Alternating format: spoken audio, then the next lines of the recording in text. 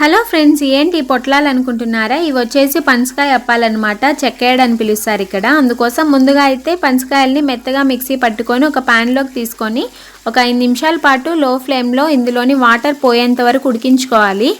ఇప్పుడు బెల్లాన్ని కరిగించుకొని వడకట్టి ఈ పనసకాయ పేస్ట్లోకి యాడ్ చేసి ఒక 5 నిమిషాల పాటు ఉడికించుకొని పక్కన పెట్టాలి.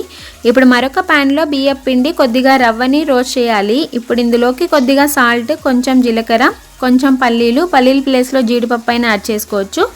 పచ్చి కొబ్బరి ముక్కల్ని ఇలా చిన్నగా కట్ చేసుకొని యాడ్ చేసుకోవాలి. ఇప్పుడు ముందుగా పక్కన పెట్టిన పనసకాయ మిశ్రమంని పోసి బాగా కలిపి తర్వాత ఇందులోకి యాలుక్కాయలు ఇలా నలకొట్టి వేసుకొని కలిపి పక్కన పెట్టాలి. ఇప్పుడు అప్పాలు అయితే ఈ ఆకులు అన్నమాట చేసేది. ఆకు పేరు వచ్చేసి ఎడనేల అంటారు. ఫ్లేవర్ అయితే చాలా బాగుంటుంది. చూసారు కదా, ఇలా కోన్ షేప్లో చేసి మనం పక్కన పెట్టిన మిశ్రమం పెట్టి ఆవిరి పైన ఒక 20 నిమిషాలు వేయించుకుంటే చెక్క appam ready. Thanks for watching.